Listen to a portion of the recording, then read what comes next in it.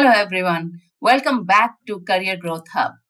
Today, we are talking about the most foundational topic, how to build a winning resume.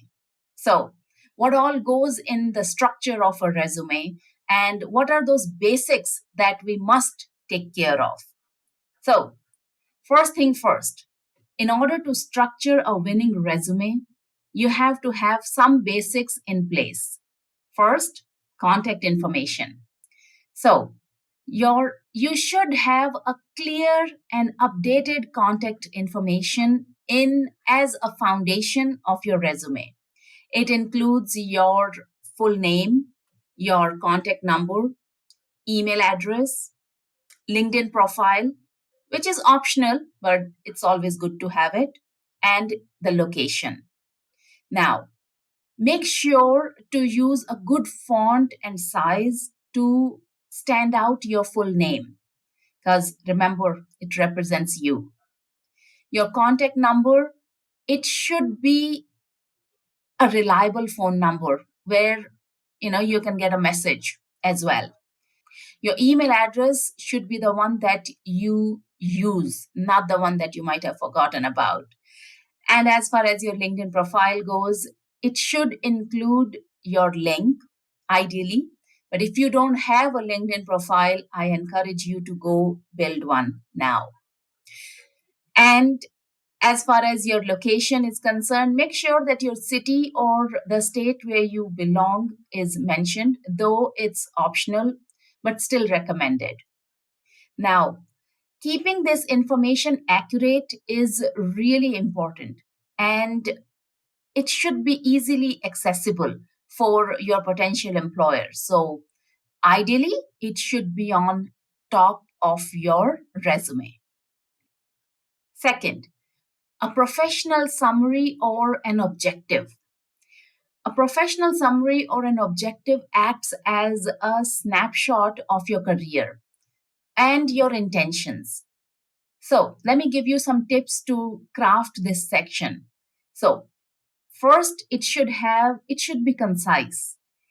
Keep it brief, ideally about 2 to 3 sentences, not more than that. And highlight your unique skills and achievements. Tailor this section to match the job that you are applying for.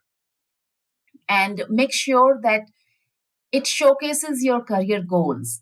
It showcases your aspiration while aligning them with the company's needs where you are applying. So it does take some amount of thought process to make that. And you can always use AI to create some nice sentences about it. All right. So your customized summary for each job application is to ensure that there is a strong first impression made when you apply for a job. Third, work experience. So, organizing your past work experience is really important. So, make sure that your work experience in your resume is in the reverse chronological order, which means your recent one comes first, and then it goes from most recent to oldest. And it should be in an action oriented language. Use strong verbs to describe the achievements and responsibilities. When you are explaining your work experience, keep it quantifiable, which means quantify your achievements, provide the results, what you have achieved wherever possible. And it has to be with some relevance to the job. So focus on the experiences that directly relate to the position that you are applying for.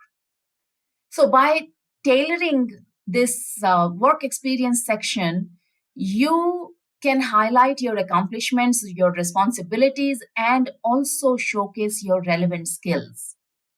Now, moving on, education.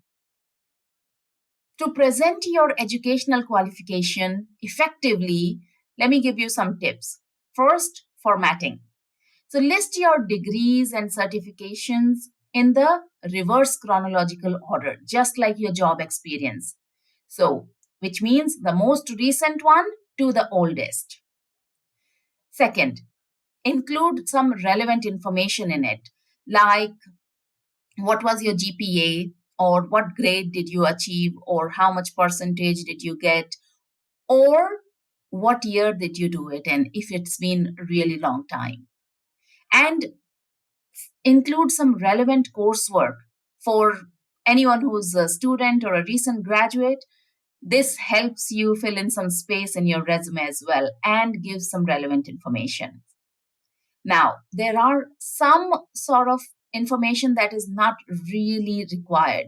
For example, if you are 10 to 15 years of work experienced person, you really don't need to share your high school information in your resume, because if you have already completed higher education, nobody's looking for that. So, while an education is essential, please look into it that it may shift based on one's experience level. Moving on. Next is skills. So, the significance of showcasing your skills, both hard and soft, is really important. So, hard skills, your technical ability to do a specific job, for example, a programming language or software proficiency. Soft skills, it means your interpersonal skills, your communication, teamwork, problem solving. Make sure you incorporate a mix of these skills relevant to the job description and your own strengths while putting in this section of skills in your resume. And then there are some additional sections, especially some supplementary sections that can help you boost your resume, like a certification.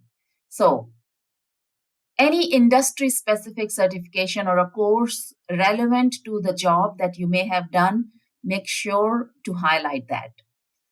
And if you have done a volunteer experience, showcase the community involvement or any unpaid work that can demonstrate your skills. If you have been involved in diversity, inclusion, and equity kind of volunteer experience, go ahead and put that. That will add on a good star to your resume. And then there are projects and portfolios. So include a section showcasing your personal and professional projects which may be relevant to the role that you're applying for. So these are the basics to structure a winning resume: your contact information, your summary, professional summary, remembered not more than 2 to 3 lines, work experience, education, and skills, and some additional sections. Now, I need you to go back to your resume and check if all of these sections are there. If not, go ahead and add some and come back and put it in the comment. Let me know what was missing in your resume and what have you put in. Until we meet again, keep thriving in your career. And this is Monica Jaswval from Career Growth Hub signing off. Thank you.